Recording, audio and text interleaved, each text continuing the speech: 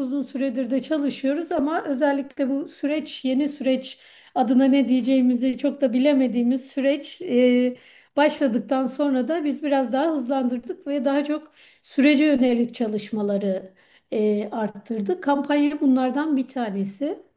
Kampanyaya başlarken de amacımız aslında şuydu. Şimdi bir barış görüşmesi olduğu söyleniyor. Bunun tarafları var. Baş müzakereci olduğu hem uluslararası camiada hem de Kürt halkı nezdinde kabul görmüş birinin Sayın Abdullah Öcalan'ın tecrit altında bunu devam ettirebilmesi bir sağlıklı bir barış sürecinin işlemesi mümkün değildi. Ayrıca İmralı'dan gelen, orada yapılan görüşmeler, dışarıya aktarılanlar, bunlar sonuçta kırılarak geliyor ve insanların bu sürecin baş müzakerecisiyle yüz yüze görüşebilme, konuşabilme ve onun sürece dair düşüncelerini alabilme hakkı var, olmalı. Bu süreç sadece yani barışın inşası dediğimiz mesele devletlerin, tarafların bir araya gelip bir masaya oturup bir karar alması meselesi değil. Bunun ana ayağı bunun toplumsal hale nasıl geleceği. Barışın toplumsallaşmasının ön koşullarından bir tanesi de insanların bu süreçte tarafların ne söylediğini net olarak bilebilmesi, öğrenebilmesi. Bunun üzerinden yola çıkarak bu kampanyayı başlattık ama ana hedefimiz de Avrupa'da olduğumuz için tabii ki Avrupalı sol sosyalist barışa gönül vermiş ya da bunun aktivizmini yapan ya da meseleye ilgi duyan, dikkat çeken insanların taleplerini dile getirecekleri bir kampanyaya dönüştürmek. Ee, Ve kampanya 5 Haziran'da böylece başlattık. Başlattığımız günden beridir de aslında artık bizi de aşıp geçen ve insanların hani kendi iradeleriyle duydukları şekilde gittikleri, başvurdukları, videolu mesajlar gönderdikleri çok geniş bir kampanyaya dönüşmüş oldu. Kampanyamız devam ediyor. Ama ilk başta yaptığımız gibi hani bizlerin ulaşıp videolar isteyip katılmalarını istediğimiz bir formattan çıktı. İnsanlar kendileri zaten başvuruları yapıyor ya da heyetler gitti mesela Türkiye'ye. Giden heyetler görüşme taleplerinde bulundular. 100 kişilik bir kadın grubu, kadın aktivist grubu, feminist grup Türkiye'de işte Öcalan'la görüşmek istiyorum başvurusu yaptı. 7 kişilik bir genç aktivist grup kendileri böyle bir başvuru yaptı. Onun dışında da kampanyanın partnerleri var tabii ki. Onlar da işte Avrupa Parlamentosu'ndaki sol grup, e, e, Progressive International grubu ve onun dışında tabii ki kurumsal olarak katılanlar oldu. Yani şöyle söyleyeyim, Latin Amerika'dan Afrika'ya, Avrupa'nın her yerinden, bütün ülkelerinden farklı gruplar kampanyaya katıldı ve destek oldular. Mesele sadece fiziksel olarak Öcalan'ın özgürlüğünün sağlanması meselesi değil. Mesele bunun tarafların olduğu onurlu bir barışın gelebileceği bir zeminin nasıl yaratılacağı meselesi. Dolayısıyla o kadar çok farklı alanda ve ayakta bu çalışmayı yürütmek zorundayız ki kampanya bunun bir parçası ve bence olmazsa olmazlarından bir tanesi yani Öcalan'ın dinlenebilmesi. Komisyonun da bunu yapmak isteyenlerin bugün bunu dinlemek isteyenlerin ilk ağızdan dinleme hakkının olduğu bir şeyden bahsediyorum. Bu nedenle temel ayaklardan biri. Ama onun dışında çalışmalarımızı yürütmek, barış inşasının nasıl olacağı, barış sürecinde kadınların, LGBT'lerin, farklı toplumsal kesimlerin nasıl kendilerini var edebilecekleri ve kendi sözünü ve varlığını ortaya koyabileceklerini konuşabileceğimiz zeminlerin oluşması gerekiyor. Akademisyenler olarak bizler farklı barış süreçlerinde neler yaşanmış, nerelerde eksik kalınmış, daha önceki barış süreçlerinde neden yürüyememiş? Bizim bunları hem yazmamız, hem tartışmamız, hem de insanların tartışmasını sağlamamız gerekiyor. Dolayısıyla FFP'nin çalışmaları da biraz Bu yönde ilerleyen çalışmalar.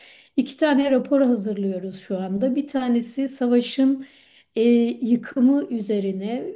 O raporda ekolojik yıkımdan, femisitten, e, hukuki yıkımdan, e, ekolojik ekonomik yıkımdan bunların hepsini kapsayan bir rapor hazırlanıyor. Bir de hem dünya barış deneyimleri hem de Türkiye'deki barış deneyimleri üzerinden ve şu andaki süreci değerlendiren daha çok bir rapor, iki chapter'lı bir rapor hazırlanıyor. Kısa sürede zaten paylaşacağız bunu kamuoyuyla da. Bir araya gelmiş bir konferans organizasyonumuz var. Onda da yani birçoğumuz diyeyim süreçle ilgili süreci anlamakta, nasıl gittiğini anlamakta zorlanıyoruz. Hangi aşamada olduğumuzu bilmiyoruz. Sonuçta e, AKP hükümeti çok da güven veren bir yerden süreci yürütmüyor. Bir sürü şüpheler var. Herkesin var, hepimizin var. Ama bunları bir araya gelip tartışmadığımız sürece herkes kendi şüpheleriyle yaşamaya devam edecek. Bunun önüne geçmemiz gerekiyor.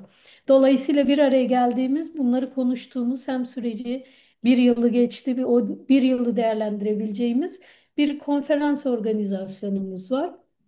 Ee, Onun dışında da zaten bir takım görüşmeler yapıyoruz, seminerler, workshoplar şeklinde.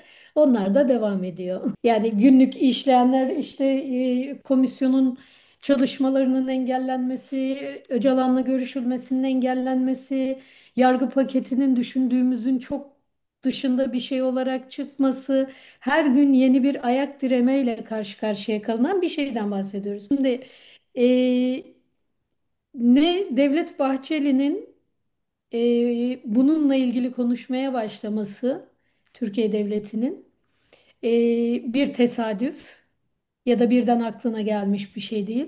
Bunun hem uluslararası hem bölgesel dinamiklerini düşünmeden tek başına düşünürsek daha umutsuz bir tablo çıkarabiliriz.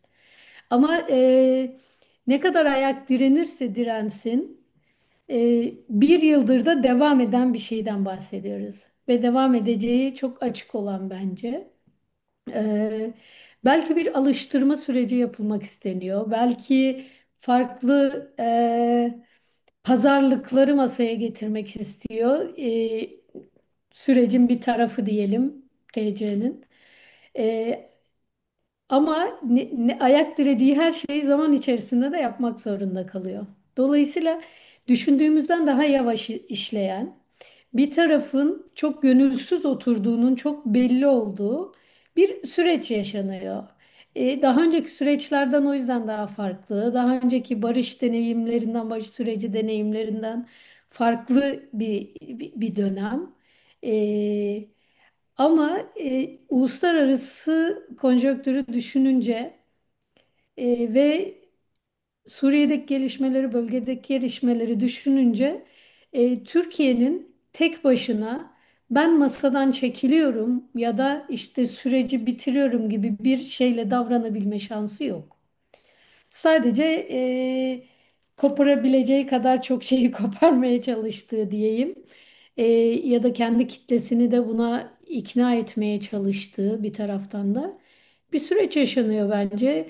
İnişli çıkışlı olacak, daha zorlu olacak, daha umutsuzluğa kapıldığımız zamanlar olacak. Belki bitirdiklerini söyleyecekler ama uzun vadede şunu görmemek bence şey olur, kötü olur. Ba- O ülkeye barışın gelmeme ihtimali yok. Yani bunun direkt tarafı olanların zorladığı sürece, parçası olduğu sürece devlet istediği kadar ayak diresin, onu kabul etmek zorunda kalacak. Yani aslında bu süreç başladığından beridir hep çok söylediğimiz bir şey ama çok da tekrar etmek isterim bunu. Ee, Negatif barış süreci denen bir barış süreci işliyor. Dolayısıyla e, bir süreç işlemiş ve nihayetinde anlaşılmış ve silahlar bırakılmış değil. Bir taraf inanılmaz bir irade göstererek ortaya koyacağını söylediği bütün adımları adım adım izliyor. Burada aslında çok büyük bir rol düşen bir kesim var. O da barış isteyen herkes. Yani diğer tarafın ne söylediğini ya da nasıl davrandığından çok daha önemli bence bu. Barış sürecinin parçası olacak her bir kurumun, insanın, entelektüelin e, bu buraya bir damla katması gerekiyor ki yürüyebilsin. Umutsuzluğa kapılsak da yanımızdaki biri tutup bir şey yaparak, çekerek onu devam ettiriyor aslında. Yani çok umutsuzluğa da kapılmamak lazım. Ne kadar belirsiz olursa olsun süreçle ilgili gidişat. E, Ama ben yani CHP tabanı, diğer muhalif taban, e, Avrupa'da görüşmeler yapıyoruz. Avrupa Parlamentosu'nda, Avrupa Konseyi'nde orada yaptığımız görüşmelerden edindiğimiz izlenimler, bunlar üzerinden söyleyebilirim. E, inişli çıkışlı da olsa bu süreç tamamlanmak zorunda, tamamlanacak yani. Tabii ki barışın inşası meselesi ömrümüz boyunca devam edecek bir şey ama en azından bunun zemini oluşturulacak. Buna inanıyorum. Barış'ın dilinin inşa edilmesi gerekiyor. Bu dilin inşa edilebilmesinin yolu medyadan geçiyor. Ama biz biliyoruz ki Türkiye'de medya hiçbir zaman barışın dilini kurmadı.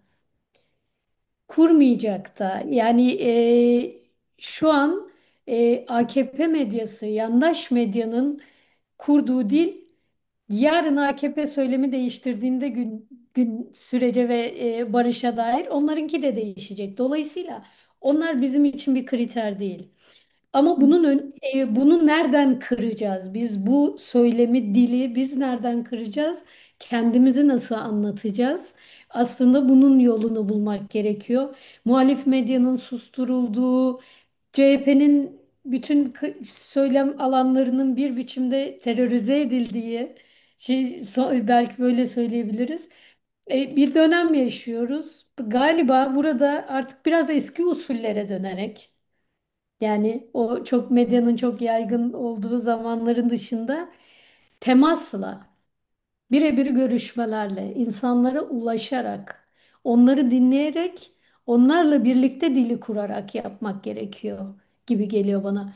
Daha zor bir süreç, daha uzun bir süreç ama kalıcı bir barışın inşası da bundan geçiyor.